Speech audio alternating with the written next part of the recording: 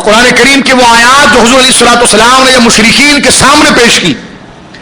بعض ہیرو تو ایسے آگے جو کہتے یہودیوں کے بھی مسلمان کو اور نصرانیوں کے بھی مسلمان کو، لیکن رسول اللہ صلی اللہ علیہ وسلم کے نظام نے یہودی کو کافر کہا ہے. کیا کہا ہے بولے؟ کافر کہا ہے. نصرانیوں کو کیا کہا ہے؟ نصرانیوں کے بیچ میں بیٹھ کر یہ بات کرنا کہ جو حضرت عیسیٰ کو نہ مانے وہ کافر ہے، تو میں نے کہا یہ کیوں نہیں کہا کہ جو محمد رسول اللہ کو نہ مانے وہ بھی کافر ہے؟ یہ آدھی بات کیوں کہ انگریزوں کو خوش کرنے کے لیے، امریکہ کو خوش کرنے کے لیے. یہ کون سا دین و دھرم ہے؟ یہ ساری باتیں عقائد اگر آپ کو تمیز نہیں ہوگی تو آپ حق اور باطل کو کیسے سمجھیں گے؟ تو لہذا نظام مصطفیٰ کے لیے ضروری ہے کہ پہلے عقائد کی اصلاح ہو. ٹھیک ہے؟ یہ جو نظام دیا جا رہا ہے نا کہ یہودیوں کے ساتھ مل جاؤ، ہم نے کہا یہ کبھی نہیں ہو سکتا. قرآن نے واضح طور پر یہود و نصارہ کو کافر کہا ہے. آپ کو یہودی تو مسلمان لگے لیکن ممتاز قادری کافر لگا. کہ آپ نے پی جی امیر کے پروگرام کے اندر کہہ دیا کہ سلمان تاثیر جو تھا اس سے چھوٹی موٹی غلطی ہوئی تھی اور ممتاز قادری کو قتل کرنا جائز ہے اور اس کا قتل، اس کو پھانسی دینا درست ہے.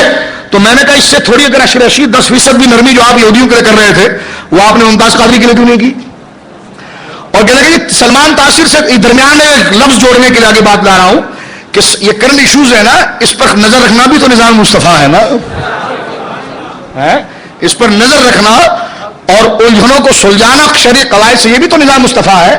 یہ کہنا کہ سلمان تاثیر نے کوئی خطا نہیں کی تھی اور اس کا ایسا کوئی قصور نہیں تھا، تو میں نے کہا خطا تو پھر وہ آسیہ ملونہ نے تو کی تھی نا، جس نے حضور کی شان میں بکواسے کی، جو FIR موجود ہے. کہنے لگے جی ہاں کی تھی. میں نے کہا تو جیل میں کون ملنے گیا تھا اس سے؟ کوئی مسلمان گیا تھا یا تاثیر گیا تھا؟ کہا جی تاثیر گیا تھا. ہم نے کہا تاثیر نے وہاں پر بیٹھ کر اس کو تھپڑ مارا تھا یا مسلمانوں کے منہ پر جوتا مارنے کی کوشش کی تھی؟ مسلمانوں کے. اس نے حضور کے نظام کے فروغ کی بات کی تھی یا اس ملونہ کو یہ کہا تھا کہ تیرا یہ حق نہیں تھا کہ تو نبی پاک کی شان میں گھٹیا الفاظ کہتے؟ گندی گالیاں. وہ FIR کی فوٹو کاپی ہمارے پاس ہے. گندی گالیاں معاذ اللہ سید عالم کو اس ملعونہ نصرانیہ نے، وہ عیسائی تھی، اس نے دی. تو میں یہ کہنا چاہتا ہوں کہ سلمان تاثیر نے جا کر جس وقت آسیہ ملونہ کی تائید کی اور یہ کہا کہ میں اپنا پورا زور لگا کر اسے آزاد کرواؤں گا، یہ کوئی قصور نہیں ہے.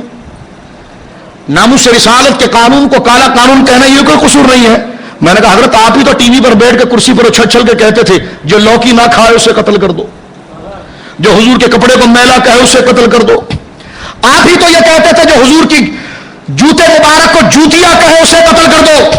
آپ ہی کہتے تھے جو حضور جو سبزی کو پسند کریں اس کو جو پسند نہ کرے اسے قتل کر دو. ڈالروں میں ساری تقریر بھول گئے. اور کیا کدو کی نسبت کے حوالے سے اس کا یہ قصور کوئی کم ہے کہ جس کی تائید سلمان تاثیر کر رہا تھا؟ یہ بات اگر آپ کو ڈالر کی بجائے قرآن مجید برہان رشید کی آیات اور سرکار صلاۃ والسلام کی شفاعت کے تحت ہوتی تو کبھی آپ غازی ممتاز قادری کو گناہگار اور سلمان تاثیر کو بری قرار نہیں دیتے. سمجھ رہے ہیں؟ یہ جب تک نظام مصطفیٰ کی پختگی آپ کے دل و دماغ کے اندر نہیں آئے گی تو نام نہاد شیخ الاسلاموں کو بھی آپ اپنا گرو بناتے رہیں گے. لیکن جب قرآن کی آیات اور قرآن کا یہ نظام جو شریعت مطہرہ نے دیا ہے یہ آپ کے سامنے آئے گا. اور اس وقت ہر مسلمان پر یہ چیلنج ہے کہ یہ اس وقت کھڑے ہو کر نظام مصطفیٰ کے لیے کیا کرتا ہے، اور اس کی بڑی ثبوت اہل سنت و جماعت کے لیے ممتاز قادری ہے. تو جمعے کے دن تیار ہو، جمعے کے لیے تیار ہو. آپ نے ہاتھ نہیں اٹھایا، آپ بھی اٹھا دیں ہاتھ، کوئی مسئلہ نہیں. تیار ہے؟ ہاں. علماء اہل سنت کی طرف سے اجماعی یہ قول ہے کہ جناب یہ کوئی توڑ پھوڑ اس پرامن ہڑتال ہے اور احتجاج کا یہ طریقہ ہے جو اس کو حقوق العباد کے خلاف کا ہے، وہ پاگل کا بچہ ہے. اس نے دین کو سمجھا نہیں، وہ زیادہ شانہ بن رہا ہے. اس کو دین پتہ ہی نہیں ہے، اس کو یہ پتہ ہی نہیں کہ حقوق العباد کا مقابلہ جب رسول اللہ کے ساتھ ہوگا تو کس چیز کا تحفظ ہوگا، اس کو پتہ ہی نہیں ہے. سمجھ رہے میری بات آپ؟ تو لہذا اپنے جوش و جذبے کو ناموس رسالت کے لیے محفوظ رکھے اور اس نے جو کام کیا وہ ناموس رسالت اور نظام مصطفی کے قرار کے لیے کیا ہے. اور میں آگے بات اس حوالے سے آپ کی خدمت درج کرنا چاہتا ہوں اور اسی پر میں اپنی گفتگو کو مکمل کروں گا. آئیے یہاں پر ایک بات جو نظام مصطفیٰ کے حوالے سے میں پیش کروں گا، کرنٹ ایشو ہے درمیان میں نے لایا اس لیے کہ کس کی ذہن اگر اس میں مشوش یا کوئی کنفیوز تھا تو اس بات کو کلیئر کر لے. آج دارالعلوم جدیہ میں الحمدللہ تمام اہل سنت کے علماء کا اجماعی طور پر مفتی منیب الرحمان صاحب سے لے کر عام مسجد کے خطیب تک کا پورا اجماعی یہ موقف رہا اور جمعۃ المبارک کی ہڑتال کی مکمل اہل سنت و جماعت نے قائل دی ہے۔ اب لہذا آپ کا اخلاقی ایمانی تقاضا یہ ہے کہ یہ ظلم ہو رہا ہے، غلط ہو رہا ہے۔ جب 20 کروڑ روپے لے کر اس انگریز کو جو دوہری قاتل ہے اس کو چھوڑا جا سکتا ہے تو حکومت مطالبہ کرے پیسوں کا، ہم اپنے بچوں کو بیچ کر پیسے انشاءاللہ ادا کریں گے اور ممتاز قادری کو چھوڑائیں گے۔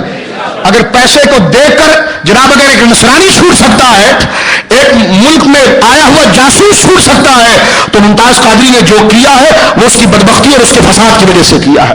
میں آگے اس مسئلے کو اٹھاؤں گا، ابھی مختصراً جو وقت میرے پاس رہ گیا ہے کہ سردار